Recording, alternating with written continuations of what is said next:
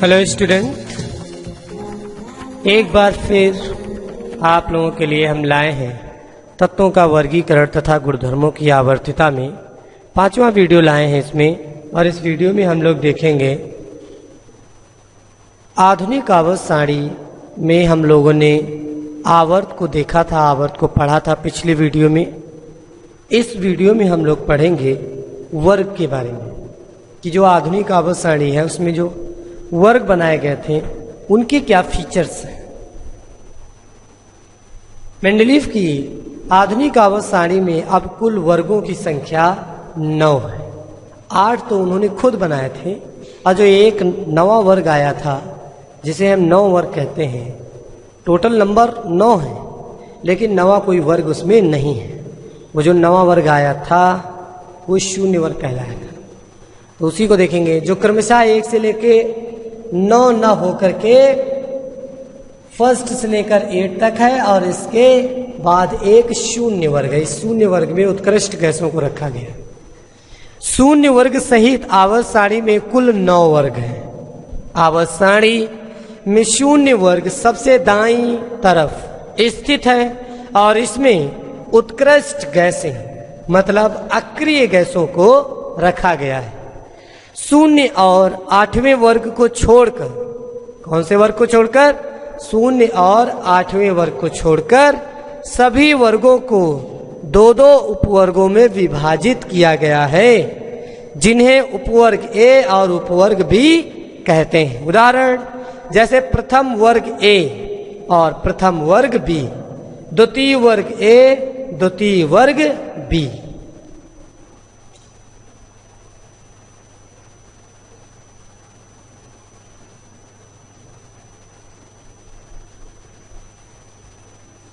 कुछ विशेष बात है कि मेंडलीव के समय इस आवर्त सारणी में 8 वर्ग ही थे। शून्य वर्ग उत्कृष्ट गैसों को बाद में रखा गया है। शून्य वर्ग उत्कृष्ट गैसों के लिए बाद में बनाया गया है। किसी वर्ग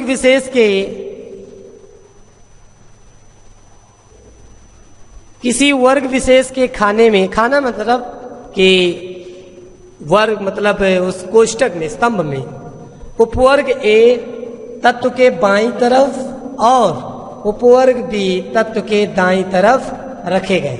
उदाहरण जैसे उपवर्ग लैंथियम वे तत्व हैं जिनमें लिथियम, सोडियम, पोटेशियम, रुबिडियम और सीजियम और फ्रांसियम आवर्त सारणी में बाईं तरफ हैं, जबकि उपवर्ग फर्स्ट बी के जो तत्व हैं वो कॉपर, Ag, Au हैं जो दाईं तरफ रखे गए। एक ही वर्ग में आने वाले तत्वों के गुणों में समानता होती है। एक ही वर्ग में जितने भी तत्व रखे होंगे उनके गुणों में काफी समानता होगी। विशेष रूप से एक ही उपवर्ग के तत्वों में समानता काफी हद तक वो एक दूसरे के समान होते हैं, मतलब उनमें ज्यादा समानता होती है। भाई एक वर्ग में 2 उपवर्ग बनाए गए हैं तो अगर सिमिलरिटी के पॉइंट्स पे जाएं तो वर्ग के सभी तत्वों जो होते हैं वो एक दूसरे के प्रति समानता प्रदर्शित करते हैं। बात सही है, लेकिन और अगर इसे हम करेक्ट करें तो एक ही उपवर्ग के सभी तत्व जो होंगे वो एक दूसरे के समान होंगे, एक दूसरे के समान गुणधर्म दिखाएं। जैसे lithium, sodium, potassium, rubidium, caesium and francium एक ही उपवर्ग के तत्व है। कॉपर, Ag, Au अलग, लेकिन वर्ग इनका दोनों का एक है। लेकिन ये अपने जो है दूसरे फर्स्ट बी उपवर्ग के हैं, ये फर्स्ट ए उपवर्ग के तत्व, तो इनमें काफी समानता होगी एक दूसरे के साथ। और जो कॉपर, Ag, Au हैं इनकी आपस में समानता होगी। तो विशेष रूप से एक ही उपवर्ग के तत्वों में काफी सिमिलरिटी होती है। एक वर्ग के तत्वों के गुण दूसरे वर्ग के तत्वों के गुणों से भिन्न होते हैं। एक ही वर्ग में पाए जाने वाले तत्वों को परिवार कहा जाता है, जैसे ऑक्सीजन परिवार, हैलोजन परिवार, नाइट्रोजन परिवार। तो इन परिवार में या इस समूह में जितने भी एलिमेंट हैं उन सभी एलिमेंटों को या उन सभी तत्वों को हम एक परिवार कहा जाता है। जैसे नाइट्रोजन के परिवार की अगर बात करें तो कौन कौन से एलिमेंट आएंगे? नाइट्रोजन, फास्फोरस, आर्सेनिक और एंटीमनी और बिस्मथ। जैसे ऑक्सीजन की बात करें तो oxygen, sulphur, selenium, tellurium, polonium. Halogen की परिवार की बात करें तो फ्लोरीन, क्लोरीन, ब्रोमीन, आयोडीन, एस्टेटीन। तो ये सभी तत्व क्या है? जैसे हम एक टर्म दे देते हैं कि ये हैलोजन परिवार, ये नाइट्रोजन परिवार। तो एक ही वर्ग में पाए जाने वाले जो भी तत्व होते हैं उनको एक परिवार के तत्व कहा जाता है। और इन्हें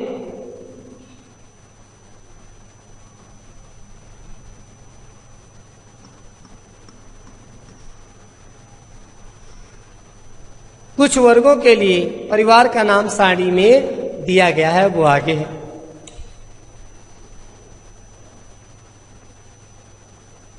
जैसे सबसे पहला फर्स्ट ए ग्रुप जो है उसमें रखी गई हैं, परिवार की बात कर रहे हैं, 4 धातुएं। 4 धातुएं रखी गई। कौन कौन से हैं? Lithium, sodium, potassium, rubidium, caesium, francium. ये फर्स्ट ए ग्रुप के एलिमेंट है। फर्स्ट बी, ये दोनों क्या उपवर्ग हैं? ये इनका वर्ग क्या है? इनका वर्ग है ए। ये पहले वर्ग के पहला उपवर्ग है, ये दूसरा उपवर्ग। जो इनका दूसरा उपवर्ग है भाई, इस वर्ग में 2 उपवर्ग बनाए गए, फर्स्ट ए, फर्स्ट बी।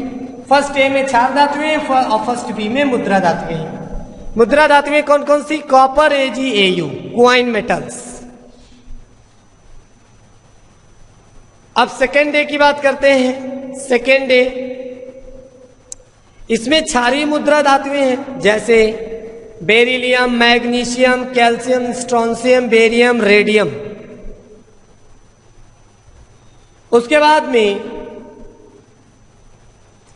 यहां पर फिफ्थ ए ग्रुप दिखाया गया है,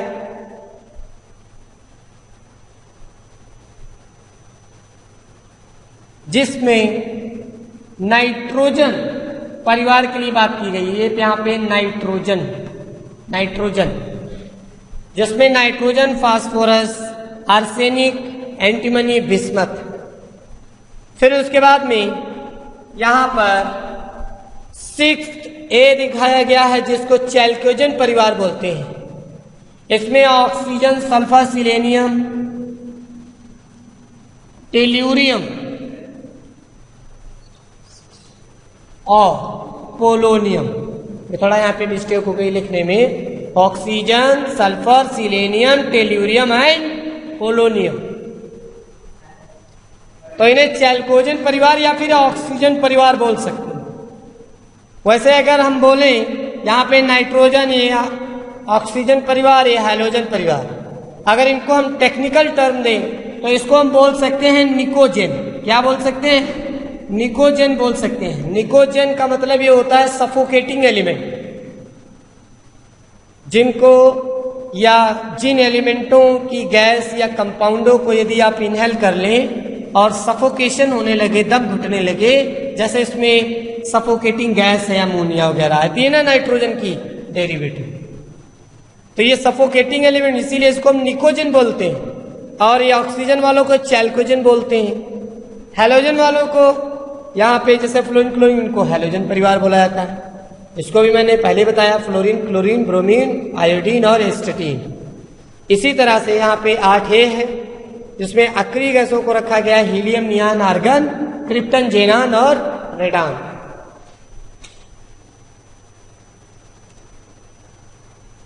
मेंडलीव की आधुनिक आवर्त सारणी के विशेष तत्व, salient features of Mendeleev modern periodic table. सबसे पहला प्रतिरूपी या निरूपक तत्व, इसे इंग्लिश में बोलते हैं टिपिकल एलिमेंट। डेफिनेशन को आप समझिए, द्वितीय और तृतीय आवर्त के तत्वों को प्रतिरूपी तत्व कहते हैं। सिंपल एक लाइन में डेफिनेशन, द्वितीय और तृतीय आवर्त के तत्वों को प्रतिरूपी या निरूपक तत्व कहते हैं। ये तत्व अपने वर्ग में उपस्थित अन्य तत्वों का आदर्श प्रतिनिधित्व करते हैं। मतलब ये जो ऐसे तत्व होंगे जो अपने वर्ग में उपस्थित जो भिन्न भिन्न तत्व होंगे उनके गुणधर्मों को या उनके गुणधर्मों का प्रतिनिधित्व करेंगे, ऐसे तत्वों को हम निरूपक तत्व कहते हैं। जैसे लिथियम व सोडियम प्रथम वर्ग के निरूपक तत्व हैं, जबकि दूसरे वर्ग के बेरिलियम और मैग्नीशियम द्वितीय वर्ग के निरूपक तत्व हैं। एक बात याद रखना, द्वितीय और तृतीय आवर्त, बस चौथा आवर्त नहीं, ना ही फर्स्ट। द्वितीय और तृतीय आवर्त के तत्वों को ही हम निरूपक तत्व कह रहे हैं। इसी प्रकार अन्य वर्गों के भी निरूपक तत्व निम्नलिखित हैं, आप देख सकते हैं। जो थर्ड ग्रुप है उसमें बोरान और एल्यूमिनियम जो है ये निरूपक तत्व है। जो फोर्थ है उसमें कार्बन और सिलिकॉन, फिफ्थ में नाइट्रोजन फास्फोरस, और छठे में ऑक्सीजन सल्फर, और सातवें में फ्लोरीन और क्लोरीन, ये निरूपक तत्व हैं। अब विकर्ण संबंध की बात करते हैं, इसे हम इंग्लिश में बोलते हैं डायगोनल रिलेशनशिप। यह बहुत इंपॉर्टेंट टॉपिक है। द्वितीय आवर्त के प्रथम तीन तत्वों के गुण तृतीय आवर्त के उन तत्वों के गुणों के साथ मिलते जुलते हैं जो उनके विकर्णीय अभिमुख या डायगोनली अपोजिट होते हैं। जो द्वितीय आवर्त के एलिमेंट है जैसे तुम्हारे लिथियम, बेरिलियम, बोरान, कार्बन, इस वाले आवर्त की बात कर रहे हैं। द्वितीय आवर्त के प्रथम तीन तत्व मतलब लिथियम, बेरिलियम और बोरान तृतीय आवर्त के उन तत्वों के साथ, उन तत्वों के गुणों के साथ मिलते जुलते हैं जो उनके विकर्णीय अभिमुख होते हैं, डायगोनली अपोजिट होते हैं। जैसे द्वितीय आवर्त सारणी में लिथियम के गुण तृतीय आवर्त में स्थित मैग्नीशियम के गुणों के साथ मिलते जुलते हैं, क्योंकि लिथियम का अगर हमने डायगोनल बनाया, जैसे आप देख सकते हैं नीचे आप पिक्चर के माध्यम से दिखाया गया है, लिथियम यहाँ पे first, second, third and fourth group बनाए गए, और ये जो आवर्त है वो सेकेंड आवर्त, ये थर्ड आवर्त। तो सेकेंड आवर्त के जो एलिमेंट है वो लिथियम, बेरिलियम, बोरान, कार्बन है, और जो थर्ड आवर्त है उसमें यहाँ पे थर्ड पीरियड में sodium, magnesium, aluminium and silicon है।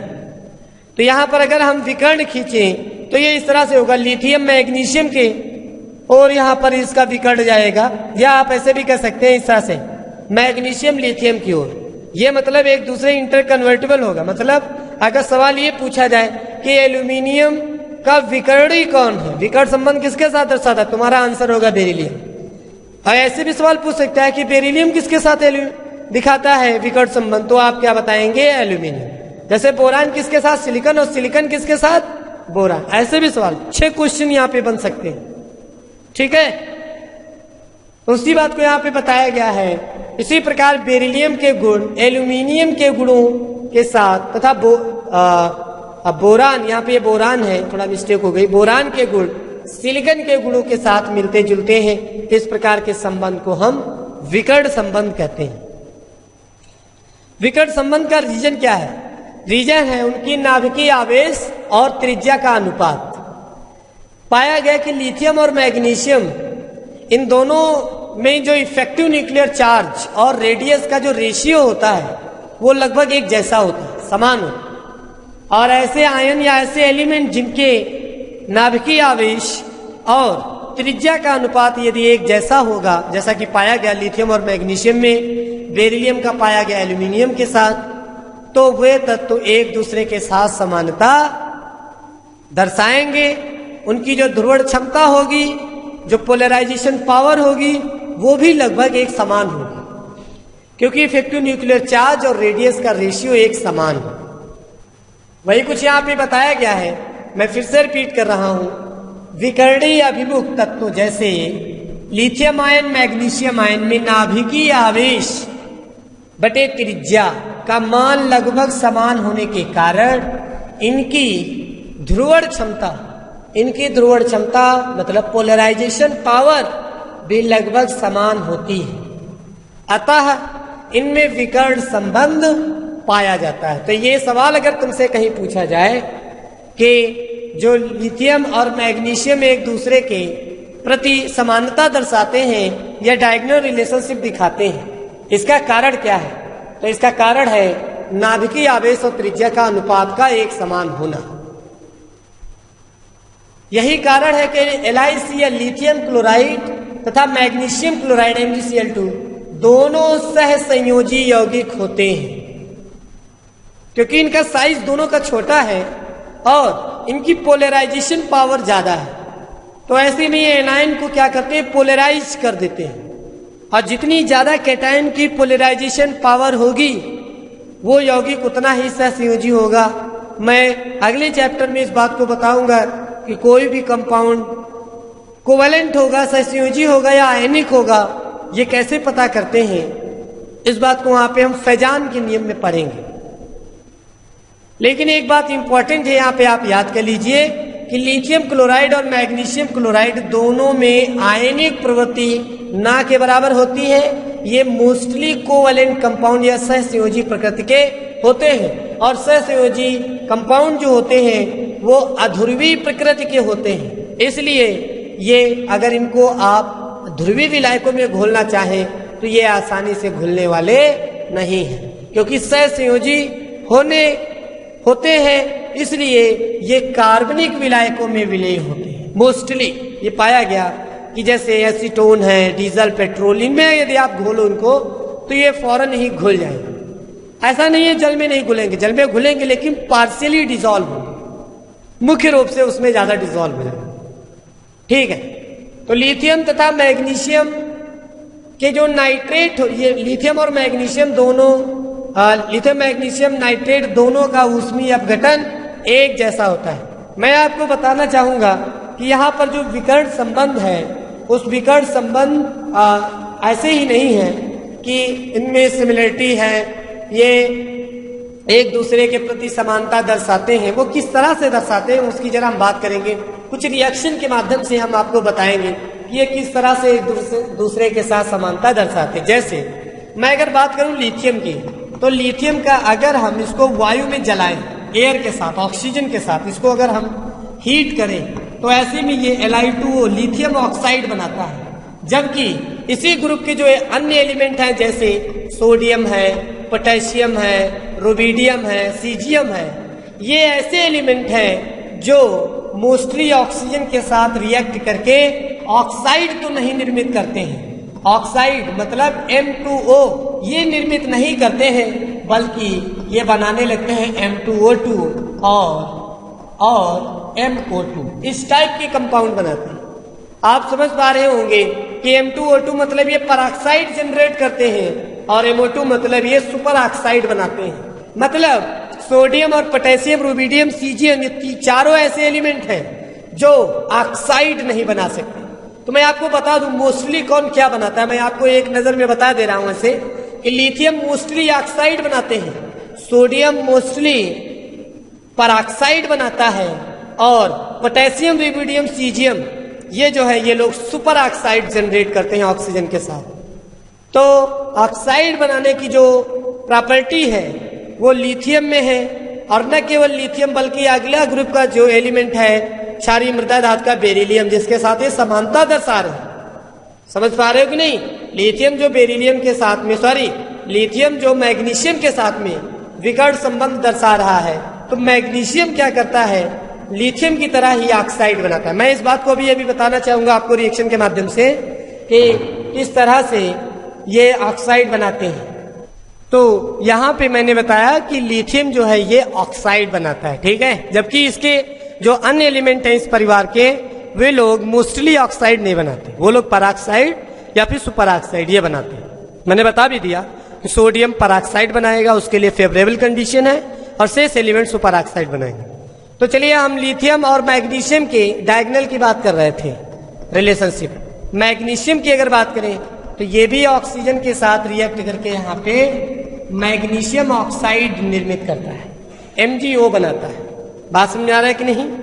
इसके साथ साथ में अगर मैं और कुछ डायगोनल रिलेशनशिप के लिए यहाँ पे रिएक्शन लूं तो वो ये है कि अगर हम दोनों के नाइट्रेटों को अगर हम हीट करें, इनके जो नाइट्रेट जो हैं ये इनका ऊष्मीय वियोजन हो जाएगा, ऊष्मीय अपघटन हो जाएगा, और इनके नाइट्रेटों को अगर हम हीट कर दें तो ऐसे में ये लोग नाइट्रोजन डाइऑक्साइड बनाएंगे और यहाँ पर ऑक्सीजन गैस देंगे और ऑक्साइड बनाएंगे, जैसे Li और NO3, LiNO3 लिथियम नाइट्रेट। इसको अगर हम हीट कर दें, 2 मोल ले लें इसके, तो ये क्या बनेगा, यहाँ पे हमने वियोजन कर दिया, तापीय अपघटन कर दिया, तो ये बनाएगा यहाँ पे lithium oxide Li2O lithium oxide और प्लस NO2 नाइट्रोजन डाइऑक्साइड और प्लस ऑक्सीजन गैस। अब इस रिएक्शन को आप बैलेंस करें, ठीक है।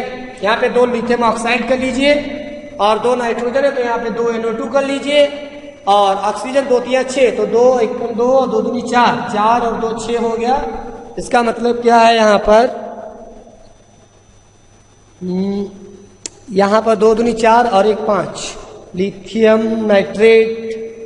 यदि आप सॉरी यहाँ पे 2 लिथियम है तो यहाँ पे 2 लगाने की जरूरत नहीं है। यहाँ पे आप क्या करें कि सिंगल जो है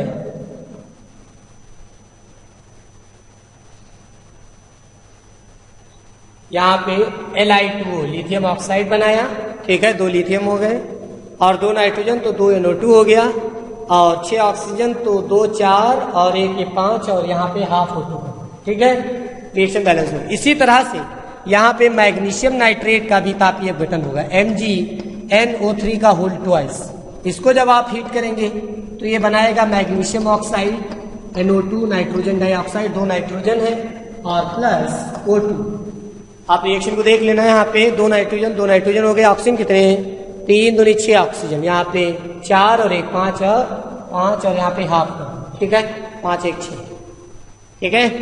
तो आपने देखा कि दोनों के नाइट्रेट जो हैं सेम चीज बना रहे हैं, ऑक्साइड बना रहे हैं, नाइट्रोजन डाइऑक्साइड NO2 गैस बना रहे हैं। ये ब्राउन गैस होगी, आप इसको जब हीट करेंगे तो ये ब्राउन कलर की गैस निकलेगी, ब्राउन गैस होगी, ठीक है। और इसके साथ साथ ये ऑक्सीजन गैस बना रहे हैं। तो ये डायगोनल रिलेशनशिप के कारण ऐसा है, एक दूसरे के प्रति समानता दर्शाते हैं। जैसी प्रॉपर्टी लिथियम की है वैसे बिल्कुल मैग्नीशियम की। दोनों को अगर आप हीट करोगे तो ये ऑक्साइड बनाएंगे। दोनों के कार्बोनेटों को यदि आप हीट करोगे, इसके लिए हम कुछ और रिएक्शन ले रहे हैं कि मान लीजिए आप लिथियम कार्बोनेट LCO3, कार्बोनेट की 2 संयोजकता होता है, लिथियम को 2, लिथियम की 1 होती है, इसको तो लिथियम कार्बोनेट Li2CO3 हो गया। इसको जब आप हीट करेंगे तो ये बनाएगा Li2O लिथियम ऑक्साइड और plus CO2 carbon dioxide. Reaction को आप बैलेंस कर लेना, ठीक है। इसी तरह से मैग्नीशियम कार्बोनेट होता है MgCO3, इसको जब आप हीट करोगे तो ये बनाएगा मैग्नीशियम ऑक्साइड और प्लस CO2। तो दोनों ही तत्व क्या है, सेम चीज यहाँ पे बना रहे हैं। दोनों के कार्बोनेटों को जब हम हीट करते हैं तो दोनों के कार्बोनेट जो हैं वो ऑक्साइड में कन्वर्ट हो जाते हैं और कार्बन डाइऑक्साइड गैस दे देते हैं। इसी तरह से यदि हम दोनों के हाइड्रोक्साइड यहाँ पे LiOH, इसको अगर हम हीट करें तो ये क्या करेंगे, अगर इससे हम 2 मोल ले लें तो ये बनाएगा लिथियम ऑक्साइड Li2O और प्लस H2O, वाटर निकालेगा। और इसी तरह से अगर हम ले लें MgOH का होल ट्वाइस, MgOH का होल ट्वाइस, तो ये बनाएगा यहाँ पे MgO मैग्नीशियम ऑक्साइड और प्लस H2, ठीक है। इसी के साथ साथ जैसे आप देख सकते हैं बहुत सारी इनकी प्रॉपर्टीज हैं जो डायगोनल रिलेशनशिप के कारण इनमें आपस में समानता पाई जाती है, एक जैसी अभिक्रियाएं करते हैं। मैग्नीशियम अपने ग्रुप में अलग प्रकार की अभिक्रियाएं दर्शाता है, शेष एलिमेंट ऐसा नहीं करते हैं। और लिथियम अपने ग्रुप में अलग प्रकार की प्रॉपर्टी दिखाता है जो मैग्नीशियम के समान है, और जबकि लिथियम अपने ही समूह के अन्य तत्वों के साथ भिन्नता दर्शाता है। तो उसका कारण लिथियम और मैग्नीशियम का डायगोनल रिलेशनशिप है। यही कारण बेरिलियम और एल्यूमिनियम में भी चलेगा। लिथियम तथा मैग्नीशियम दोनों ही सह संयोजक एल्किल यौगिक है, धातु कार्बन बंध बनाते हैं। मतलब अगर आप देख सकते हैं कि अगर हम इनको कार्बन के साथ अभिक्रिया करा दें तो ये लिथियम एल्किल यौगिक बनाएंगे, मैग्नीशियम एल्किल यौगिक बनाएंगे, जैसे LiC और MgC। ठीक है, इस प्रकार के यौगिक बनाएंगे। इसी प्रकार लिथियम मैग्नीशियम दोनों ही नाइट्रोजन से सीधे संयोग करके नाइट्राइड बनाते हैं। इसके लिए मैं आपको रिएक्शन के माध्यम से दिखा दूं कि लिथियम की अगर रिएक्शन अगर हम नाइट्रोजन गैस के साथ उसको हीट कर दें तो ये जो कंपाउंड बनाएगा वो नाइट्राइड बनाएगा, Li3N। इसी तरह से अगर हम मैग्नीशियम को एक रिएक्शन को बैलेंस कर लेना, यहाँ पे 2 मोल कर दीजिए Li3N, तो 2 नाइट्रोजन और 2 किया 6 लिथियम, तो यहाँ पे 6 लिथियम कर दीजिए। ठीक, रिएक्शन बैलेंस में। इसी तरह से आप मैग्नीशियम को नाइट्रोजन के साथ हीट करेंगे तो यहाँ पे मैग्नीशियम नाइट्राइड बनेगा, Mg। नाइट्रोजन की 3 से इलेक्ट्रॉन इसको दो और इसकी मैग्नीशियम वाली से इलेक्ट्रॉन 2 जो है वो नाइट्रोजन को पकड़ा दो। ठीक है, तो इस तरह से Mg3N2 बन जाएगा, मैग्नीशियम नाइट्राइड। अब यहाँ पे अब क्रिया को संतुलित करने के लिए क्या करें, 3 मोल मैग्नीशियम कर दें। तो इस तरह से आपने देखा कि लिथियम और मैग्नीशियम दोनों ही नाइट्रोजन के साथ सीधे संयोग करके नाइट्राइड बना रहे हैं। अब अगला टॉपिक, चलिए अब हमने डायगोनल रिलेशनशिप के बारे में बहुत सारा डिस्कस कर लिया। ठीक है, अब हम अगला टॉपिक देखते हैं, सेतु तत्व। देखिए, एक बात याद रखें कि वीडियो देखते वक्त आप केवल वीडियो देखें नहीं बल्कि उसको आप कॉपी पर भी नोट करते रहें। ठीक है, और जब इससे रिलेटेड होमवर्क मिलेगा तो काफी आपको हेल्प मिलेगी वहां पे, और इसको आप नोट करते रहें और आने वाले समय में आपके पास जब नोट होगा ये तो आप उससे तैयारी भी कर सकते हैं। ठीक है, तो इसको जरूर नोट करते रहें और बुक को जरूर पढ़ते रहें एनसीईआरटी में। तृतीय आवर्त में अब चलिए हम बात करते हैं सेतु तत्व। तृतीय आवर्त में फर्स्ट से लेकर के 7वें वर्ग के तत्व सेतु तत्व कहलाते हैं। थर्ड पीरियड की बात करेंगे जिसमें सोडियम है। फर्स्ट पीरियड में हाइड्रोजन, सेकेंड पीरियड में लिथियम और थर्ड पीरियड में कौन है, सोडियम। सोडियम वाले पीरियड की बात कर रहे हैं, सोडियम मैग्नीशियम एल्यूमिनियम सिलिकॉन, उनकी बात कर रहे हैं। तो तृतीय आवर्त के जो फर्स्ट से लेकर के 7वें वर्ग के जो तत्व हैं वे सेतु तत्व हैं। ये तत्व अपने वर्ग के दोनों उपवर्गों के तत्वों के मध्य एक सेतु का कार्य करते हैं। मतलब ये ऐसे तत्व हैं जो अपने ही वर्ग में रखे हुए दोनों उपवर्गों के तत्वों के साथ समानता प्रदर्शित करते हैं या फिर ऐसी प्रॉपर्टी दिखाते हैं जो दोनों ही उपवर्गों के तत्वों में पाई जाती है। जैसे दो अलग अलग, जैसे आपने देखा होगा ब्रिज का काम क्या होता है, दो अलग अलग जगहों को क्या करना, आपस में जोड़ देना। ठीक है, तो उसी तरह से यहाँ पर ऐसे इसमें भी है कि वे तत्व हैं जिनमें दोनों ही उपवर्गों के तत्वों के गुणधर्म निहित हैं या फिर उनका प्रतिनिधित्व करते हैं। इनके गुण अपने वर्ग के दोनों उपवर्गों के तत्वों के गुणों से मिलते जुलते हैं। बात समझा रहे कि नहीं?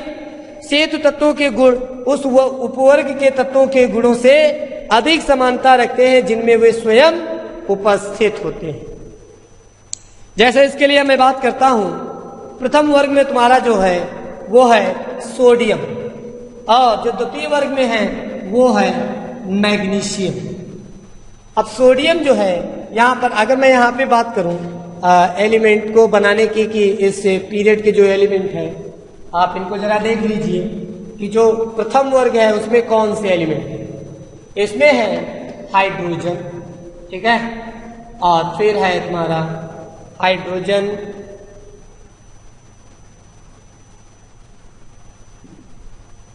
फिर हाइड्रोजन हो गया, lithium, sodium, potassium, rubidium, sorry यहाँ पे मैं थोड़ा इससे इसको लिख रहा हूं, यहाँ पे है जैसे हाइड्रोजन, लिथियम, ठीक है, और फिर ये है सोडियम। ठीक, अब इसमें क्या है, इधर ये हमने पोटेशियम, रुबिडियम, सीजियम, फ्रांसियम। अक्सर हम लोग फ्रांसियम को डिस्कस नहीं करते। फ्रांसियम को इसलिए क्योंकि ये रेडियो एक्टिव एलिमेंट है, समय के साथ विघटित होता रहता है, इसलिए इसकी स्टडी पॉसिबल नहीं है ना, इसलिए इसको हम लोग छोड़ देते हैं। और इसमें जो दूसरा उपवर्ग है वो है कॉपर, Ag और Ae क्वाइन मेटल्स। तो ये यहाँ पे सोडियम जो है ये सेतु तत्व का कार्य कर रहा है। सेतु तत्व, ये सेतु तत्व का कार्य कर रहा है। ये इनकी अगर बात करें तो ये फर्स्ट ए है और ये क्या है, फर्स्ट बी। ये दूसरा उपवर्ग है, ये पहला उपवर्ग है और ये दूसरा उपवर्ग। बात समझा रहे कि नहीं? तो यहां पे आपने देखा कि जो सोडियम है वो ब्रिज एलिमेंट की तरह बिहेव कर रहा है और पोटेशियम, रुबिडियम, सीजियम, फ्रांसियम ये फर्स्ट ए ग्रुप के एलिमेंट हैं। कॉपर, AgAu ये सेकेंड ग्रुप के एलिमेंट है। इन दोनों के गुण जो हैं वो सोडियम के द्वारा दर्शाए जा रहे हैं। यहाँ इनकी जो प्रॉपर्टी है दोनों की वो सोडियम से मिलती जुलती हैं, इसीलिए यहाँ पे सोडियम क्या है, सेतु तत्व।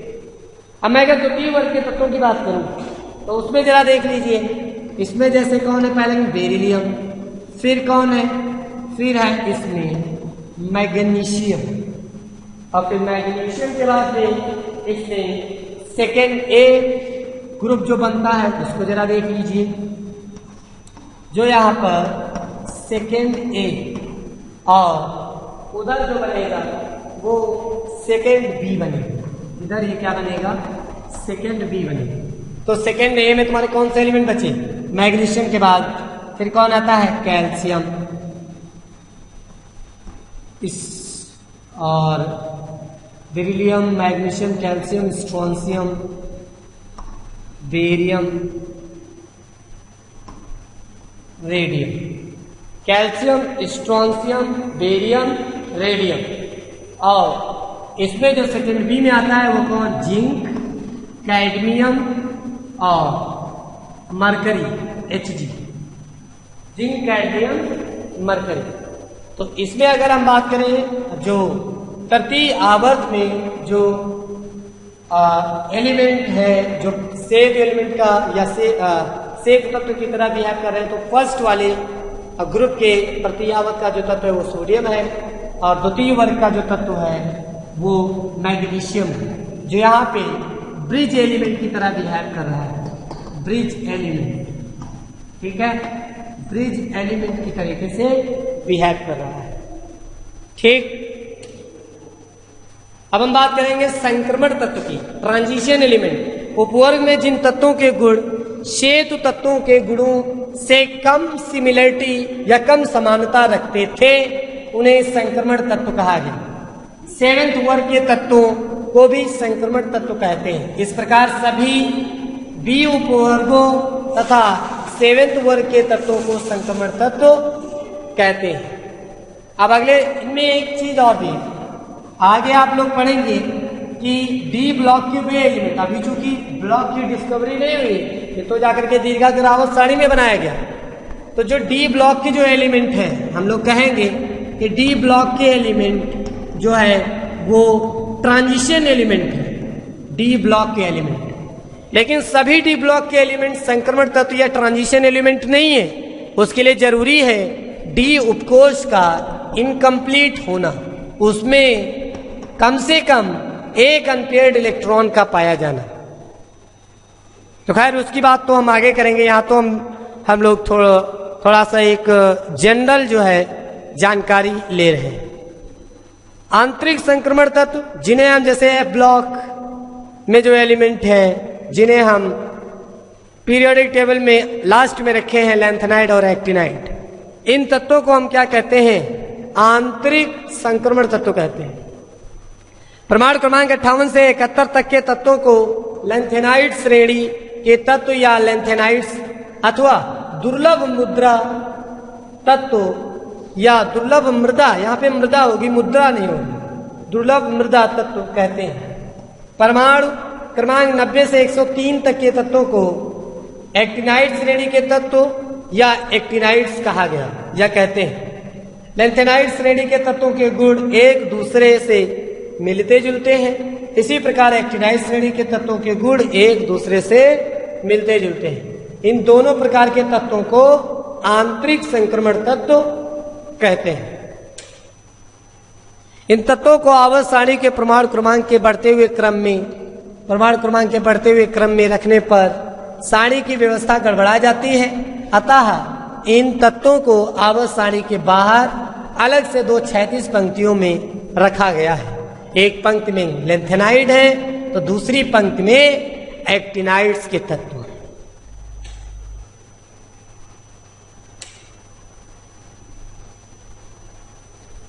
इसके बाद की बात हम लोग अगले वीडियो में करेंगे।